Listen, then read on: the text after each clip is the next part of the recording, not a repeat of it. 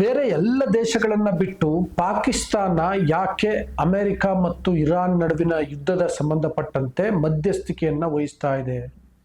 ನಿಜಕ್ಕೂ ಪಾಕಿಸ್ತಾನಕ್ಕೆ ಜಾಗತಿಕವಾಗಿ ಅಷ್ಟೊಂದು ಮಹತ್ವ ಇದೆಯಾ? ಈ ಅಮೆರಿಕ ಮತ್ತು ಇರಾನ್ ನಡುವಿನ ಯುದ್ಧದ ಮಾತುಕತೆಯಲ್ಲಿ ಪಾಕಿಸ್ತಾನ ಸಕ್ಸಸ್ ಆದರೆ ಸರಿ, ಒಂದೊಮ್ಮೆ ವಿಫಲ ಆದರೆ ಅದು ಪಾಕಿಸ್ತಾನದ ಮೇಲೆ ಯಾವ ರೀತಿಯಲ್ಲೂ ದುಷ್ಪರಿಣಾಮ ಬೀರಲ್ವಾ? ಜೊತೆಗೆ ಅಮೆರಿಕ ಮತ್ತು ಪಾಕಿಸ್ತಾನದ ನಡುವಿನ ಸಂಬಂಧ ಇನ್ನಷ್ಟು ಗಟ್ಟಿಯಾದರೆ ಭಾರತದ ಮೇಲೆ ಅದರ ಪರಿಣಾಮ ಏನಿರುತ್ತೆ? ಹೀಗೆ ಪಾಕಿಸ್ತಾನ ಅಮೆರಿಕ ಮತ್ತು ಇರಾನ್ ನಡುವೆ ಯುದ್ಧದ ಮಧ್ಯಸ್ಥಿಕೆಯನ್ನು ವಹಿಸಿರೋದ್ರಿಂದ ಹಲವಾರು ಪ್ರಶ್ನೆಗಳು ಹುಟ್ಕೊಳ್ತಾ ಇದ್ದಾವೆ. ಅದರ ಬಗ್ಗೆ ಒಂದೊಂದೇ ಹೇಳ್ತಾ ಹೋಗ್ತೀನಿ. ಫಸ್ಟ್ ಆಫ್ ಆಲ್, ಪಾಕಿಸ್ತಾನ ಇಂಥದೊಂದು ಮಧ್ಯಸ್ಥಿಕೆ ಕ್ರಮವನ್ನು ಕೈಗೊಳ್ತಿದೆ ಅನ್ನೋದೇ ಬಹಳ ಆಶ್ಚರ್ಯಕರವಾಗಿದೆ. ವಾಷಿಂಗ್ಟನ್ ಮತ್ತು ಟೆಹರಾನ್ ನಡುವೆ ಸಂಧಾನಕಾರನ ಪಾತ್ರವನ್ನು ಮಾಡ್ತಿದೆ ಅನ್ನುವಂಥದ್ದೇ ನಂಬಲಿಕ್ಕೆ ಸಾಧ್ಯ ಆಗ್ತಿಲ್ಲ. Actually America, Pakistan, Egypt, Turkey ಈ ಮೂರೂ ದೇಶಗಳಿಂದ ಇರಾನ್ಗೆ ಕದನ ವಿರಾಮಕ್ಕೆ ಸಂಬಂಧಪಟ್ಟಂತೆ ಕರಡು ಪ್ರತಿಯನ್ನು ಕಳಿಸ್ಕೊಟ್ಟಿತ್ತು, ಪ್ರಸ್ತಾಪವನ್ನು ಕಳಿಸ್ಕೊಟ್ಟಿತ್ತು. ಈಗ ಈಜಿಪ್ಟು ಇಲ್ಲ, ಟರ್ಕಿನೂ ಇಲ್ಲ, ಪಾಕಿಸ್ತಾನ ಮಾತ್ರ ಮಧ್ಯಸ್ಥಿಕೆ ವಹಿಸಲಿಕ್ಕೆ ಮುಂದಾಗಿದೆ. ಇರಾನ್ ಕೂಡ ಪಾಕಿಸ್ತಾನ ಮಧ್ಯಸ್ಥಿಕೆ ವಹಿಸಲಿ ಅಂತ ಒಪ್ಕೊಂಡಿದೆ. ಅಮೆರಿಕ ತಾನೇ ಕಳಿಸಿರೋದ್ರಿಂದ ಪಾಕಿಸ್ತಾನದಲ್ಲಿ ಮಾತುಕತೆ ನಡೆಸಿದ್ರೆ ಓಕೆ ಅಂತ ಹೇಳಿದೆ. ಈಗ ಅಮೆರಿಕ ಮತ್ತು ಇರಾನ್ ನಡುವೆ ಯುದ್ಧದ ವಿಷಯಕ್ಕೆ ಸಂಬಂಧಪಟ್ಟಂತೆ ಪಾಕಿಸ್ತಾನದಲ್ಲಿ ಶಾಂತಿ ಮಾತುಕತೆ ನಡೆಯುತ್ತೆ. ಪಾಕಿಸ್ತಾನದಲ್ಲೇ ಯಾಕೆ ಶಾಂತಿ ಮಾತುಕತೆಯನ್ನು ನಡೆಸ್ತಿದ್ದಾರೆ ಅನ್ನೋದ್ರ ಬಗ್ಗೆ ಹೇಳ್ತೀನಿ. ಅದಕ್ಕೂ ಮೊದಲು ಇನ್ನೊಂದು ವಿಷಯ ಹೇಳಬೇಕಿದೆ. ಏನಪ್ಪಾ ಅಂದರೆ, ಇತ್ತೀಚಿನ ವರ್ಷಗಳಲ್ಲಿ ಪಾಕಿಸ್ತಾನ ಮತ್ತು ಅಮೆರಿಕ ನಡುವಿನ ಸಂಬಂಧಗಳು ಹೇಗಾಗ್ತಿದ್ದಾವೆ ಅಂತ.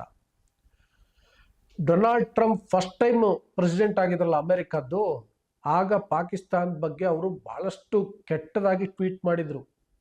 ಬಟ್ ಸೆಕೆಂಡ್ ಟೈಮ್ ಅಧ್ಯಕ್ಷರಾದ ಮೇಲೆ ಅವರ ವರಸೆ ಬದಲಾಗಿದೆ. ಬಹುಶಃ ಅದು ಭಾರತ ಮತ್ತು ಚೀನಾ ದೃಷ್ಟಿಯಿಂದಲೂ ಕೂಡ ಬದಲಾಗಿರುವಂಥ ಸಾಧ್ಯತೆಗಳು ಇರ್ತವೆ. ಆದರೆ ಈಗ ಅಮೆರಿಕ ಪಾಕಿಸ್ತಾನದ ಬಗ್ಗೆ ಮೃದು ಧೋರಣೆಯನ್ನು ತಾಳಿದೆ. ಹೇಗೆ ಅಂದರೆ, ಇತ್ತೀಚೆಗೆ ಪೆಹಲ್ಗಾಮ್ ಪ್ರಕರಣಕ್ಕೆ ಸಂಬಂಧಪಟ್ಟಂತೆ ಭಾರತ ಮತ್ತು ಪಾಕಿಸ್ತಾನದ ನಡುವೆ ಸಂಘರ್ಷ ಶುರುವಾಗಿತ್ತು, ಯುದ್ಧ ಶುರುವಾಗಿತ್ತು. ಆಗ ಇಮ್ಮಿಡಿಯೇಟ್ಲಿ ಅಮೆರಿಕ ಮಧ್ಯಪ್ರವೇಶವನ್ನು ಮಾಡ್ತು. ಭಾರತ ಮತ್ತು ಪಾಕಿಸ್ತಾನ ನಡುವಿನ ಯುದ್ಧವನ್ನು ನಿಲ್ಲಿಸಿದ್ದೇ ನಾನು ಅಂತ ಡೊನಾಲ್ಡ್ ಟ್ರಂಪ್ ಅನೇಕ ಸಲ ಹೇಳಿದರು. ಭಾರತ ಅದನ್ನು ನಿರಾಕರಿಸಿದ ಮೇಲೂ ಕೂಡ ಡೊನಾಲ್ಡ್ ಟ್ರಂಪ್ ಅದನ್ನು ಪುನರುಚ್ಚರಿಸಿದರು. ಇಲ್ಲಿ ಒಂದಂಶವನ್ನು ಗಮನಿಸಬೇಕು. ಆಗ ಪಾಕಿಸ್ತಾನ ಭಾರತದ ವಿರುದ್ಧ ಕಿರಿಕಿರಿಯನ್ನು ಮಾಡಿಕೊಂಡು ಸಮಸ್ಯೆಯನ್ನು ಮೈ ಮೇಲೆ ಎಳ್ಕೊಂಡಿತ್ತು. ಆಗ ನೆರವಿಗೆ ಬಂದಿದ್ದು ಅಮೆರಿಕ, ಯುದ್ಧವನ್ನು ನಿಲ್ಲಿಸುವ ಮೂಲಕ. ಯುದ್ಧ ನಡೆದಿದ್ದಾಗ ನಿಮಗೆಲ್ಲ ಗೊತ್ತು, ಭಾರತ ಎಲ್ಲ ದೃಷ್ಟಿಯಿಂದಲೂ ಪಾಕಿಸ್ತಾನಕ್ಕಿಂತ ಸ್ಟ್ರಾಂಗ್ ಆಗಿದೆ. ಪಾಕಿಸ್ತಾನಕ್ಕೆ ಸೋಲಾಗ್ತಿತ್ತು ಅನ್ನೋದಕ್ಕಿಂತ ಹೆಚ್ಚಾಗಿ ಬಹಳ ದೊಡ್ಡ ಪ್ರಮಾಣದ ನಷ್ಟ ಆಗ್ತಾ ಇತ್ತು. ಈಗಲೇ ಆ ದೇಶದ ಆರ್ಥಿಕತೆ ಸರಿ ಇಲ್ಲ, ಚೇತರಿಸ್ಕೊಳ್ಳಿಕ್ಕೆ ಸಾಧ್ಯ ಇಲ್ಲದೆ ಇರುವಂಥ ಪರಿಸ್ಥಿತಿಗೆ ಹೋಗ್ಬಿಡ್ತಿತ್ತು. ಸೊ ಆಗ ಅಮೆರಿಕ ಇಂಟರ್ವ್ಯೂನಾಗಿ ಪಾಕಿಸ್ತಾನಕ್ಕೆ ಸಪೋರ್ಟ್ ಮಾಡ್ತು. ಇದಾದ ಕೆಲವೇ ದಿನಗಳಲ್ಲಿ ಅಮೆರಿಕ ಪಾಕಿಸ್ತಾನದ ಸೇನಾ ಮುಖ್ಯಸ್ಥ ಆಸಿಮ್ ಮುನೀರ್ ಅವರಿಗೆ ಆಹ್ವಾನವನ್ನು ನೀಡಿತು, ತನ್ನ ದೇಶಕ್ಕೆ ಬರುವಂತೆ.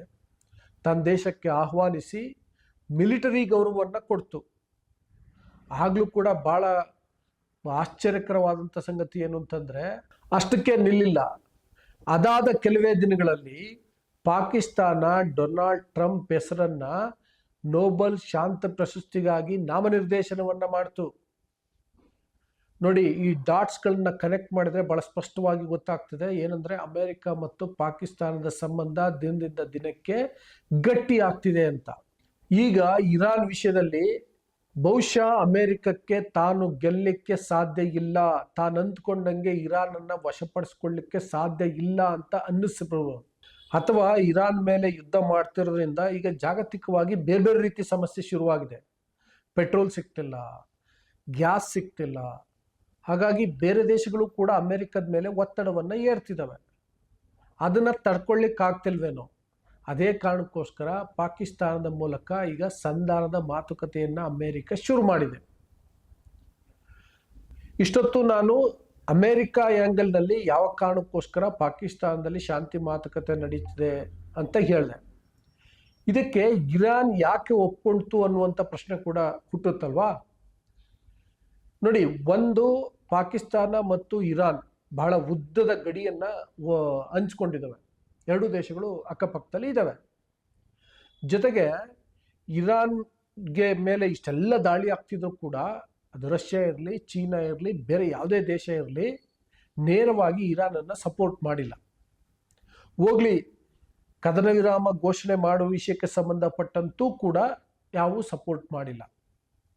ಅದರಿಂದಾಗಿ ಹೋಗ್ಲಿ, ಪಾಕಿಸ್ತಾನದ ಮುಖಾಂತರನೇ ಆಗಲಿ ಅಂಥೇಳಿ ಇರಾನ್ ಒಪ್ಕೊಂಡಿರ್ಬೋದು. ಜೊತೆಗೆ ಇರಾನ್ ಕೂಡ ಮುಸ್ಲಿಂ ಕಂಟ್ರಿ, ಪಾಕಿಸ್ತಾನ ಕೂಡ ಮುಸ್ಲಿಂ ಕಂಟ್ರಿ. ಅಲ್ಲಿ ಧರ್ಮದ ಒಂದು ವಿಷಯ ಇದ್ದೇ ಇರುತ್ತೆ. ಪಾಕಿಸ್ತಾನ ಸುಲಭಕ್ಕೆ ನಮ್ಮನ್ನು ಬಿಟ್ಕೊಡಲಾರ್ದು ಎನ್ನುವಂಥ ಭರವಸೆ ಇರಾನ್ಗೆ ಬಂದಿರ್ಬೋದು. ಅದರಿಂದನೂ ಕೂಡ ಒಪ್ಕೊಂಡಿರ್ಬೋದು. ಮತ್ತು ಈಜಿಪ್ಟ್ ಆಗಲಿ, ಟರ್ಕಿ ಆಗಲಿ ಪಾಕಿಸ್ತಾನದ ತೋರಿದ ಉತ್ಸಾಹವನ್ನು ತೋರಲಿಲ್ಲ.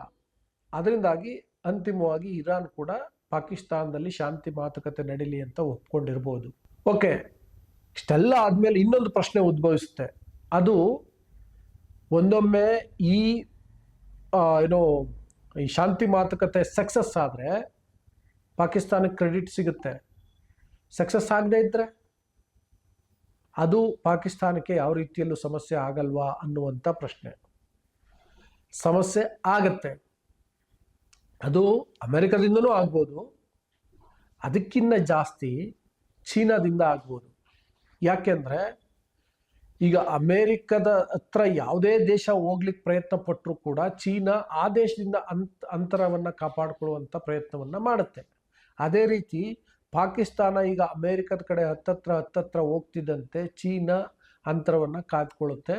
ಅದು ಮುಂದೆ ಸಮಸ್ಯೆ ಆಗಬಹುದು. ಇನ್ನು ಭಾರತದ ವಿಷಯಕ್ಕೆ ಬರೋದಾದರೆ, ಪಾಕಿಸ್ತಾನ ಮತ್ತು ಅಮೇರಿಕ ಒಂದಾದರೆ, ಅವರಗಳ ಸಂಬಂಧ ಇನ್ನಷ್ಟು ಗಟ್ಟಿಯಾದರೆ ಭಾರತದ ಮೇಲೆ ಏನಾದರೂ ದುಷ್ಪರಿಣಾಮ ಬೀರುತ್ತಾ ಅಂದರೆ ಡೆಫಿನೆಟ್ಲಿ ಆಗುತ್ತೆ. ಹೇಗೆ ಅಂದರೆ, ಈಗಲೇ ನೋಡಿ, ಡೊನಾಲ್ಡ್ ಟ್ರಂಪ್ 2ನೇ ಅವಧಿನಲ್ಲಿ ಭಾರತಕ್ಕೆ ನಾನಾ ರೀತಿಯಲ್ಲಿ ಕಿರಿಕಿರಿ ಮಾಡ್ತಿದ್ದಾರೆ. ವ್ಯಾಪಾರ ಒಪ್ಪಂದಗಳಿಗೆ ಸಂಬಂಧಪಟ್ಟಂತೆ ಕಿರಿಕಿರಿ, ವೀಸಾಕ್ಕೆ ಸಂಬಂಧಪಟ್ಟಂತೆ ಕಿರಿಕಿರಿ, ಆಮೇಲೆ ಸುಂಕದ ವಿಷಯದಲ್ಲಿ ಕಿರಿಕಿರಿ ಮಾಡ್ತಿದ್ದಾರೆ. ಜೊತೆಗೆ ಪೆಹಲ್ಗಾಮದಲ್ಲಿ ಭಾರತ ಏನು ಹೇಳುತ್ತೆ, ಅಮೆರಿಕದ ಮಧ್ಯಸ್ಥಿಕೆ ಇರಲಿಲ್ಲ ಅಂತ. ಹಂಗೆ ಹೇಳಿದ ಮೇಲೂ ಕೂಡ ಅಮೇರಿಕ ನಾವೇ ಯುದ್ಧ ನಿಲ್ಲಿಸ್ತು ಅಂತ ಹೇಳ್ತು. ಅಂದರೆ ಇದು ಅಂತಾರಾಷ್ಟ್ರೀಯ ಸಮುದಾಯದಲ್ಲಿ ಭಾರತಕ್ಕೆ ಮುಜುಗರ ಆಗುವಂತಹ ವಿಷಯ. ಭಾರತಕ್ಕೆ ಇಂಥ ಮುಜುಗರವನ್ನು ಮಾಡ್ತಿದೆ ಅಮೇರಿಕ, ಡೊನಾಲ್ಡ್ ಟ್ರಂಪ್.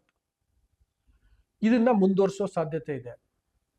ಮತ್ತು ಪಾಕಿಸ್ತಾನ ಮುಂದೆ ಭಾರತದ ಜೊತೆಗೆ ಕಿರಿಕಿರಿ ಮಾಡಲ್ಲ, ಗಡಿನಲ್ಲಿ ಸಮಸ್ಯೆ ಮಾಡಲ್ಲ ಅಂತ ಏನು ಗ್ಯಾರಂಟಿ? ಆಗ ಅಮೇರಿಕ ಪಾಕಿಸ್ತಾನದ ಪರ ನಿಲ್ಲುವಂಥ ಸಾಧ್ಯತೆ ಇರುತ್ತೆ.